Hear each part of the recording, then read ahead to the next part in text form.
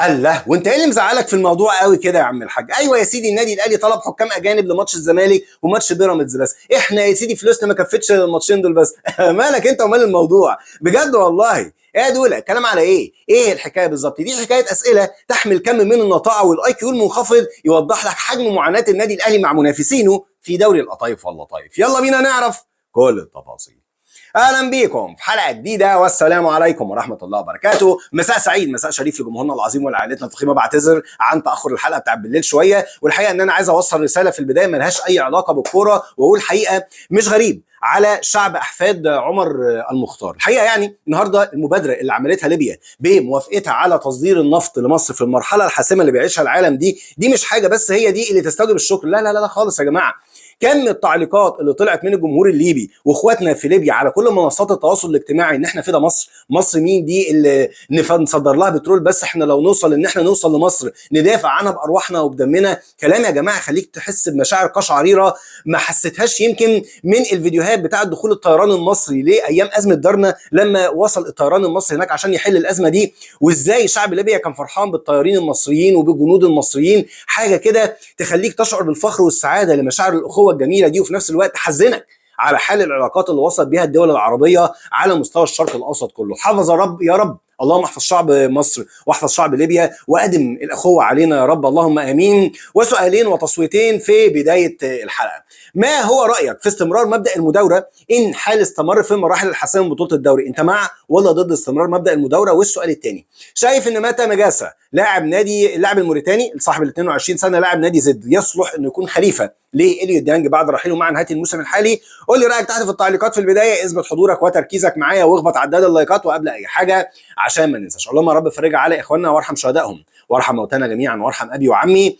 اللهم احفظ ارض مصر من كل يد ارادت بها شر. ونبدا قبل اي حاجه ونقول بسم الله ونزيد النبي صلاه. ورجع البيه ابن البيه اللي قاعد في ظرف 10 ايام 7 ايام راح سلبيه يا سيدي. يبقى على خير مستر كيس خروب البيه ابن البيه الدنماركي بكره ان شاء الله يعود، والارض مفروشه له ورد لقياده تمارين النادي الاهلي استعدادا ان شاء الله لبدايه المرحله النهائيه والحاسمه من بطوله الدوري بدايه من يوم الثلاثاء اللي جاي قدام نادي سيراميكا كليوباترا ان شاء الله في تمام الساعه 8 مساء بتوقيت القاهره. لعل وعسى يعني الراجل يبقى عنده قليل من الدم، وبعد في خلال 10 ايام 7 ايام راحه سلبيه نشوف اعداد كويس للفريق قبل المرحله اللي جايه ان شاء الله. بكره الاجتماع اللي انا قلت لك من اسبوع انه هيحصل بكره ان شاء الله، واللي سمع الكلام ده ينزل يقول لي واحده حصل يا دوله تحت في التعليقات. بكره هيكون في اجتماع مع وصول اللعيبه الدوليه للتمارين ما بينهم وبين كابتن سيد عبد الحفيظ واستاذي ياسين منصور. والاجتماع يا جماعه ملخصه عشان حضرتك هتسمع هبد كتير قوي بعد الاجتماع وكواليس وحصريات. الاجتماع ما هو الا لشد ازر اللعيبه خلال الفتره القادمه، معرفتهم بدور كابتن سيد عبد الحفيظ بدايه من نزول التمارين لغايه نهايه بطوله الدوري، وصلاحيات وصلاحيات كابتن وليد صلاح الدين، ومعرفتهم وتعريفهم بموضوع اللائحه الجديده الخاصه بالمرحله النهائيه من مكافآت وعقوبات حتى الحصول على بطوله الدوري بامر الله تعالى. تمام كده تمام، عشان بس ايه ما تتوهش في التفاصيل اللي هيتقال لك بكره. ولكن الحقيقه انا عايز اتوقف عند سؤال مهم جدا، هو الراجل ياسر روب ده فعلا ان هو يعني مركز معانا عايز يحصل على بطوله الدوري يا جماعه، ولا موضوع مرضيه، ولا هيكون تصفيه حسابات، ولا ايه الموضوع بالظبط؟ واحده واحده كده واسمع معايا الكلام. النهارده وبأوامر من تروب اللي طلب ان هو يكون متداخل في عقوبات اللعيبه، النهارده تم توقيع عقوبه على كامويش $50,000 بسبب التصريحات اللي كان طلعها لما كان موجود في معسكر منتخب كاب فيردي ان الراجل ما بيدربناش، في تهريج في التدريبات، اللعيبه ما بتكملش تمارين، والكارثه اللي زي ما اتكلمنا فيها كده كانت كاشفه لحال النادي الاهلي واسباب تدهور النادي الاهلي على مدار الفتره اللي فاتت. عقوبه $50,000 يا جاحد، $50,000 اضرب في 52 53 جنيه دلوقتي سعر الدولار، سعر الصرف الحالي 2,600,000 جنيه. دي ما حصلتش ولا حصلت في تاريخ الكره المصريه يا جماعه. اقصى عقوبه حصلت على تاريخ النادي الاهلي والكره ما حصلتش قبل كده. انا ذهلت من الرقم، حاولت اتاكد يا جماعه الرقم ده صح، قال لك صح. ده الرقم ده تبع ايه بالظبط، ولا تبع اني؟ لا، ده الراجل قرر ان العقوبه تنزل على الراجل لان اعتبر ان التصريحات دي تصريحات كارثيه ما كانش ينفع انها تطلع. قبل بس ما اعلق على القرار ده تعالوا نخش للنقطه الثانيه اللي وصلت لي النهارده، ان استاذ يستروب عايز يكمل في مبدا المداوره على مدار الفتره القادمه. نعم زي ما بقول لحضرتك كده، الراجل شايف انه الاثنين بينافسوا بعض والاثنين رافعين مستوى بعض، وهو محرج او شايف انه طالما هو ما قالهمش ان نظام المداوره هيقف لغايه دلوقتي، رغم انه قعد مع الشناوي ولمح له اكتر من مره، وتحديدا قبل مباراتين الترجي ان هو عايز شوبير يلعب مباراتين الترجي، ولكن شايف انه من الصعب اقصاء محمد الشناوي للمباراه الثالثه على التوالي، وان هو ما يلعبش اقل مباراه قادمه. وهنا بعيدا عن ارائي الشخصيه بجد والله عشان الواحد زهق في الكلام في الموضوع ده، انا هسال سؤال منطقي. لما حضرتك كان عندك قدر من الحرص في مباراتين انت عارف ان هم مباراتين فاصلتين ما ينفعش فيهم مماينه في الاختيارات لعيبه مصطفى شوبير في مباراتين الترجي، فباي عقل وباي منطق بما ان دول مباريات نهائيه حضرتك هتتعامل مع اي مباراه في المرحله النهائيه من بطوله الدوري على ان واحده فيهم تصلح للمماينه، تصلح ان انت ترضي الناس كلها. سؤال ورد غطاء، هو الاهم خلال الفتره اللي جايه ان حضرتك مش عايز تخسر واحد من الحارسين، ولا حضرتك مش عايز تخسر بطوله الدوري اللي هتنجدك من موسم صفري؟ انا بطرح سؤال يا جماعه عقل ومنطق، والله ما قلتش ولا اي راي شخصي، وانتوا ردوا عليا تحت في التعليقات. ولكن الحاجه الوحيده اللي انا هتكلم فيها لما تنزل عقوبه بالفداحه دي على لاعب قال كلمه حق لمصلحه الفريق، لما يفضل مسلسل مداوره شغال، يبقى هرجع واقول موضوع الظلم وموضوع المجامله وموضوع المماينه صدقوني مش هيودينا في حته مش كويسه. كابتن حسام حسن الكل كان بيشيد بيه بعد معسكر منتخب مصر المره دي، لان الراجل اختياراته كانت منطقيه، كان شغال واختياراته كلها لمصلحه المنتخب، لا فيها مجامله لحد ولا فيها مماينه على حساب حد. مصلحتي فين؟ همشي ورا مصلحتي، عشان كده ربنا كرمه من نتيجتين العالم كله بيتكلم عنهم، مثال واضح للي عايز يعقل الامثله على ارض الواقع اهو. طيب قبل بقى ما نروح لفقره 5 ضحك وفرفشه، تعالوا نتوقف على مستوى الملف الاداري الاهم دلوقتي لاداره النادي الاهلي مع اقتراب عوده بطوله الدوري المصري، وهو طلب الحكام الاجانب. النهارده المفترض ان اتحاد الكوره من خلال الصحفيين بتوعه رد على الاخبار اللي قال فيها نادي الزمالك ان هو معترض على ان النادي الاهلي طالب حكام اجانب في ماتش. احنا مش عايزين حكام اجانب، ما طلبناش يا سيدي حكام اجانب. فاتحاد الكوره رد من خلال جروب الواتساب بتاع الصحفيين بتوعه ان الكلام ده مش منطقي وغير قانوني، يحق لاي فريق حتى ولو مباراه خارج ارضه ان هو يطلب حكم اجنبي طالما استوفى الفتره بتاعه طلب الحكام الاجانب ودفع القيمه الخاصه بالحكام الاجانب. فيطلع علينا واحد زي هابد الهبدور رايح كاتب بوست النهارده قال لك ايه بقى؟ ممكن سؤال يا جماعه وحد يرد علينا، هو النادي الاهلي اشمعنى طالب حكام في مباراه بيراميدز والزمالك بس؟ ما هو انا عايز افهم، يعني حضراتكم الماتشين دول مهمين بالنسبه لكم وباقيين مش مهمين، ولا حضراتكم بتثقوا في التحكيم الاجنبي بشكل قليل فجايبينهم في الماتشين بس، وبتثقوا في التحكيم المصري فجايبينه في باقي الماتشات كلها؟ ولما عندكم ثقه في التحكيم المصري ما استعنتوش ليه في باقي الماتشات؟ انا عمري ما شفت كم نطاعه اكتر من كده يا جماعه. اولا انت مالك؟ النادي الاهلي تفضل وتكرم عليك من خزنته الخاصه حضرتك وراح دفع من جيبه ان هو هيجيب حكام اجانب حتى في الماتش بتاعك، وانت كنت لسه عمال بتصيح الجولات اللي فاتت التحكيم المصري ظلمك، التحكيم المصري ما اعرفش ايه. طب احنا تفضلنا وتكرمنا عليك ودفعنا من جيبنا يا سيدي، توصل كم النطاعه ان حضرتك تقول لي ما جبتش في باقي الماتشات؟ انا كده ما شفتش والله يا جماعه. يا سيدي احنا ما معناش فلوس، احنا ما معناش فلوس غير نجيب احنا الاثنين دول، الشن اللي انت وهات الباقي. معلش احنا عارفين يا جماعه مستوى الاي كيو اللي بنتعامل فيه مع المنافسين بتوعنا عشان بس اقرب له الدنيا. حضرتك النادي الاهلي جاب حكام اجانب لماتش الزمالك وماتش بيراميدز لانه عارف ان هم دول المنافسين المباشرين بتوعه، وعارف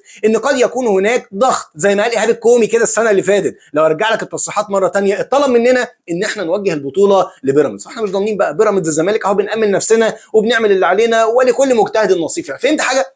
انا اشك والله ان هو يكون فاهم حاجه بعد كل ده، ولانهم ما بيفهموش حاجه تعالوا نروح لفقره 5 ضحك وفرفشه اللي بتاتيكم من الجانب الابيض من المدينه بعنوان اكبر قلعه اكل وبحلقه في دوري القطايف واللطايف. طبعا بيشغل الراي العام دلوقتي موضوع الحكام الاجانب، فصدر النهارده خبر على منصه كوره بلس ان تكلفه استخدام الحكام الاجانب النادي الاهلي طلب من اتحاد الكوره ان هو يتحملها من مستحقات النادي الاهلي اللي موجوده عند اتحاد الكوره، لان النادي الاهلي كسب بطوله السوبر المصري. جوائز السوبر المصري لك ان تتخيل النادي الاهلي ما قبضهاش لغايه دلوقتي، فالنادي الاهلي قال له بص عايز الاثنين الحكام الاجانب دول او الطاقمين دول وادفعهم من المكافئات اللي ليا عندك، ما خدتهاش لغايه دلوقتي. فيطلع علينا شادي عيسى بالصوره اللي انا بحطها قدامك دي، فبيقول ايه بقى؟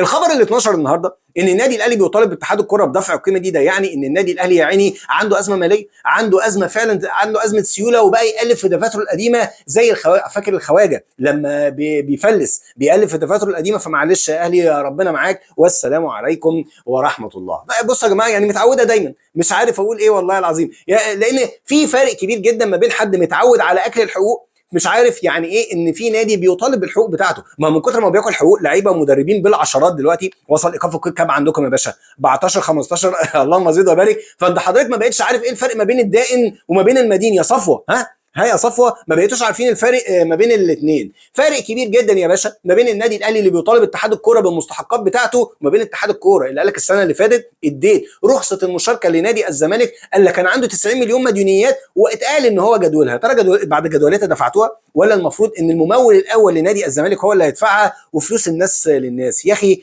اكبر قلعه نطاعه انا كده ما شفتش في دوري القطايف ولا طايف والله. تعالوا نروح لجديد سوق الانتقالات وجديد الشائعات. اخبط عينك على عداد اللايكات قبل النهايه، اثبت ان انت لسه مركز معايا، شكلك مش مركز. بكره اجازه، انت قاعد بكره اجازه يا باشا، مالكش حجه. وتعالوا نروح لاول خبر معانا النهارده، خبر احمد رضا. احمد رضا النادي الاهلي استقبل تواصل رسمي من نادي البنك الاهلي على مدار الساعات اللي فاتت. الناس عايزه تفعل بند الشراء النهائي بالنسبه لاحمد رضا. النادي الاهلي كان مطلع اعاره، فالنادي الاهلي بدا يتكلم مع النادي الاهلي دلوقتي انا عايز اشتريه. هو ما كانش في بند، عفوا في المعلومه يا جماعه، نادي البنك الاهلي بيخاطب النادي الاهلي عايز اشتريه بشكل نهائي. والحقيقه يعني انا لو هتسالني عن رايي الشخصي، لا يا جماعه ما يتباعش. احمد رضا هو اصلا حاله غريبه بتعبر عن مشاكل الجهاز الطبي عندنا في النادي الاهلي. لكن انت تتخيل ان احمد رضا من ساعه ما جه لغايه ما مشي شارك في وقت قليل جدا، والراجل اختفى في ظروف غامضه اخر شهر او شهرين في النادي الاهلي، محدش عارف هو كان فين وايه موضوع الاصابه الغامضه اللي ضربته دي. انت عندك معلومه ان احمد رضا من بعد ما راح للنادي البنك الاهلي ما شاء الله اللهم بارك، ربنا يزيده ويبارك يا رب، ما عادش ماتش واحد،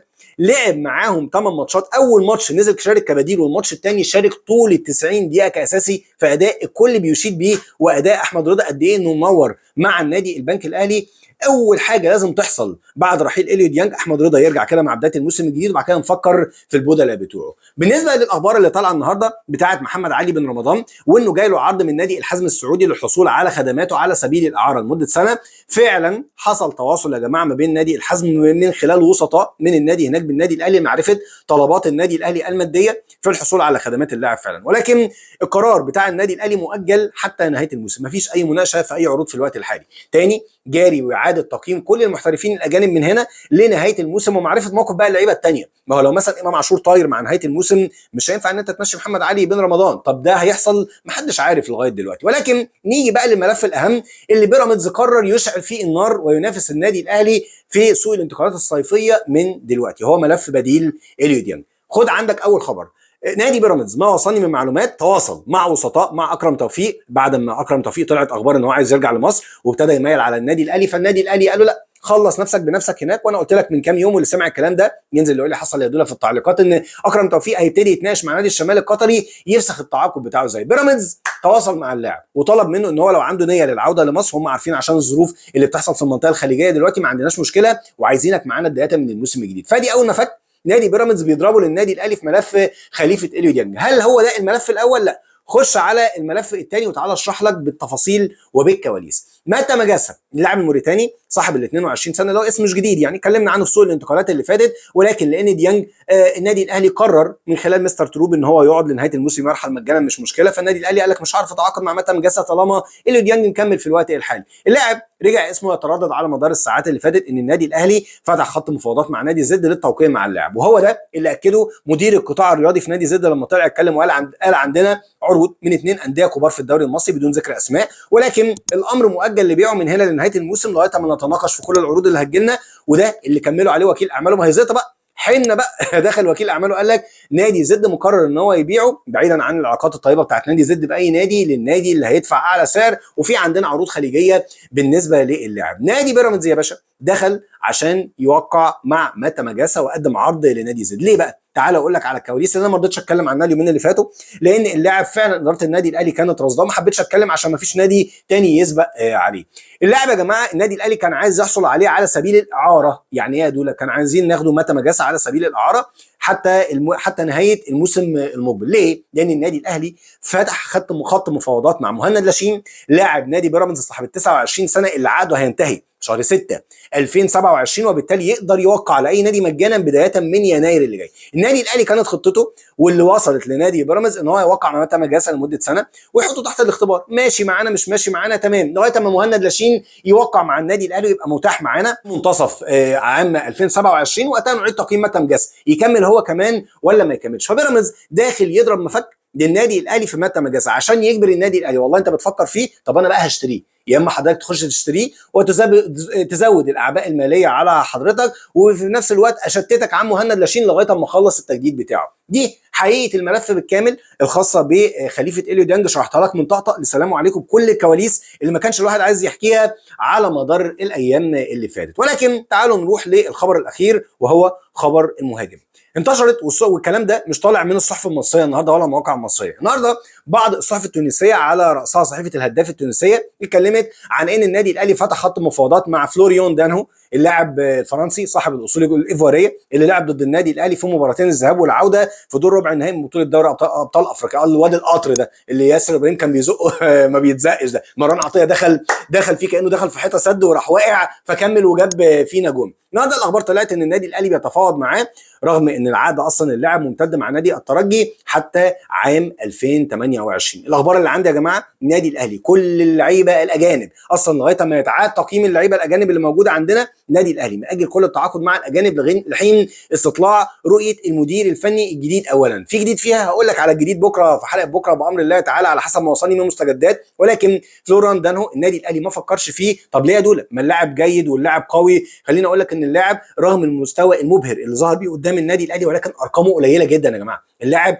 لعب 25 مباراه مع نادي الترجي من بدايه الموسم، سجل 6 اهداف، 3 في الدوري في 15 مباراه وثلاثه في بطوله دوري ابطال افريقيا منهم واحد سجله قدام النادي الاهلي، هو ده اللي لمعه وعمل له صيت بالشكل ده. فاللاعب يعني ما يفرقش كتير، ما بعدش كتير عن كابوتشا. يعني دي حقيقه الاخبار اللي ترددت النهارده وبس. يا رب تكون الحلقه عجبتكم واشوفكم على خير في حلقه جديده بكره بامر الله تعالى. شكرا لكم ودمتم بخير والسلام عليكم ورحمه